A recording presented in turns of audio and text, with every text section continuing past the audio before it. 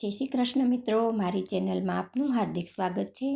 ઉનાળાની ગરમીમાં ઠંડુ ઠંડુ જો કંઈક ખાવાનું મન થાય તો આજે આપણે દૂધ અને કસ્ટર્ડની રેસીપી બનાવીશું. તો અહીંયા મેં 1.5 લીટર ગાયનું દૂધ લીધું છે. તમે કોઈ પણ દૂધ લઈ શકો છો. તો હવે આપણે પહેલાં તો થોડું એવું દૂધ ઠંડુ એક તપેલીમાં લઈ લઈશું, અને જે આ બીજું દૂધ છે ને એને આપણે આવી જાડા તળિયાવાળી તપેલી હોય ને એમાં આપણે થોડું એવું 2 ચમચી જેટલું પાણી કરી અને દૂધને આપણે ગરમ થવા માટે મૂકી દઈશું. ગેસની ફ્લેમ અત્યારે આપણે હાઈ રાખી શકીએ છીએ. જો અહીંયા તપેલી તમારે છે ને જાડા તળિયાવાળી જ હંમેશા લેવાની.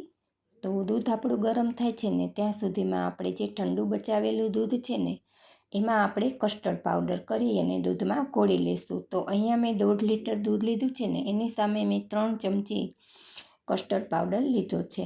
તો જો આ માપ છે ને પરફેક્ટ એવું માપ છે મિત્રો. તો આ રીત ફોલો કરીને તમે બનાવશો ને તો તમારાથી પણ સરસ એવું પરફેક્ટ તમારું દૂધ બનીને તૈયાર થશે. તો દૂધ જ્યારે ગરમ હોય ને ત્યારે એમાં કસ્ટર્ડ પાવડર ક્યારેય નહીં નાખવાનો, નહીંતર એના લમ્સ પડી જશે અને પરિણામે તમે ગમે એટલું ચલાવશો ને તો પણ એ લમ્સ ભાંગશે નહીં. તો અહીંયા આપણે દૂધ પણ જુઓ ગરમ થઈ ગયું છે ને. આ સ્ટેજ ઉપર જ આપણે જે આ દૂધમાં ઘોળેલું કસ્ટર્ડ પાવડર છે ને એને આપણે કરી દેવાનું. જો હવે અહીંયા આપણે ગેસની ફ્લેમ સ્લો કરી દેવાની, મીડિયમ ટુ સ્લો રાખવાની, જેથી કરીને દૂધ છે ને તળિયે બેસે નહીં. દૂધ નહીં પણ અહીંયા કસ્ટર્ડ પાવડર છે ને એ નીચે બેસતું જાય. એટલે તમારે કસ્ટર્ડ પાવડર કર્યા પછી દૂધને સતત ચલાવતું રહેવાનું, બિલકુલ છોડવાનું નથી. જો થોડી વાર પણ છોડી દેશો ને તો કસ્ટર્ડ પાવડર છે ને તળિયે બેસી જશે અને પરિણામે જ્યારે તમે આ ચમચો ફેરવશો ને તો એના કપોટા થઈને ઉખડશે અને પરિણામે તમારા દૂધનો સ્વાદ છે ને એ બગડી જશે.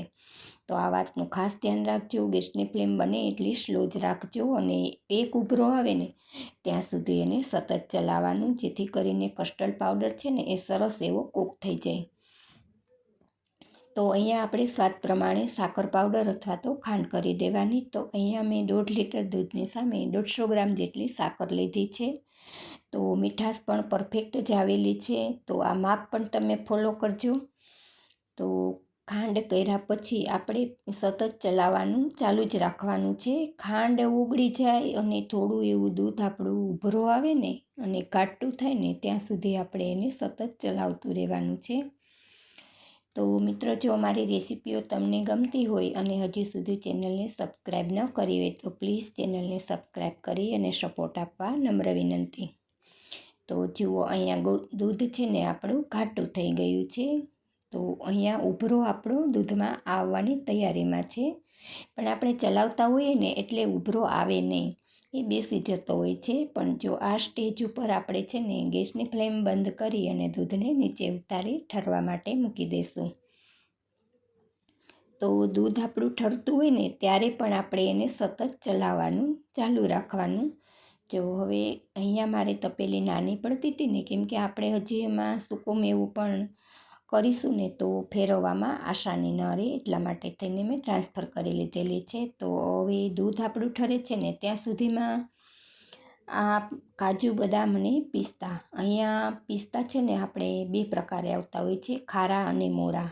તો અહીંયા જ્યારે તમારે દૂધમાં કરવા માટે પિસ્તા લ્યો ને ત્યારે તમારે હંમેશા મોરા પિસ્તાની જ પસંદગી કરવાની, નહીંતર દૂધનો સ્વાદ છે ને એ બગડી જશે. તો આને આપણે પલ્સ મોડ ઉપર જ ફેરવવાનું છે. જો તમે ડાયરેક્ટ ફેરવશો ને તો કાજુ અને બદામમાંથી ઓઇલ રિલીઝ થશે, પરિણામે એ લોંદા જેવું થઈ જશે. તો આપણે એવું નથી જોતું, આપણે જો આવું કરવું હોય ને એવો પાવડર જોઈએ છે. તો દૂધ ઠરતું હોય ને ત્યારે આપણે એને સતત ચલાવવાનું, જેથી કરીને દૂધની ઉપર તર વળી જતી હોય છે ઠરે ને એટલે. તો એ તર વળશે ને તો દૂધમાં છે ને લમ્સ પડી જશે. એટલે આવું ન થાય ને એટલા માટે થોડી વારે તમારે દૂધ ઠરતું હોય ને ત્યારે ચલાવતું રહેવાનું.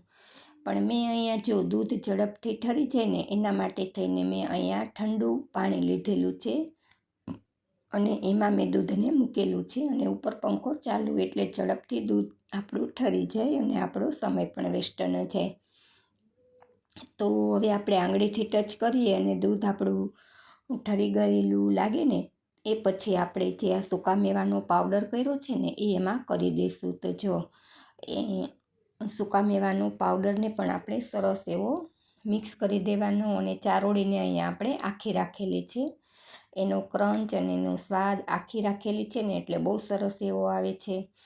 તો જો આ રીતે આપણે અધકચરો પાવડર કર્યો છે ને તો બિલકુલ આસાનીથી એ સરસ એવો સેટ થઈ ગયો છે. નહીંતર શું થાય કે એમાં લમ્સ પડી જતા હોય છે. તો હવે આ દૂધને આપણે ઠંડુ થવા માટે ફ્રીજમાં 3 થી 4 કલાક માટે રાખી દઈશું. તો 3 થી 4 કલાક પછી આપણે જોઈએ છીએ તો દૂધ આપણું સરસ એવું ઠંડુ ઠંડુ થઈ ગયું છે. ગરમીમાં ખાવાની મજા પડે એવું ઠંડુ થઈ ગયું છે. તો આ દૂધને આપણે રોટલી, પૂરી કે પરાઠા સાથે સર્વ કરી શકાય છે. તો જો આ મારો વિડીયો તમને ઉપયોગી લાગતો હોય ને તો મિત્રો પ્લીઝ વિડીયોને લાઇક આપજો અને તમારા ગ્રુપમાં શેર કરજો. ચેનલ પર નવા છો તો ચેનલને સબસ્ક્રાઈબ કરી લેજો. અને આ વિડીયો તમને પસંદ આવ્યો છે કે નહીં એ કમેન્ટ કરીને જરૂરથી જણાવજો. ફરી મળીશું એક નવી રેસીપીમાં.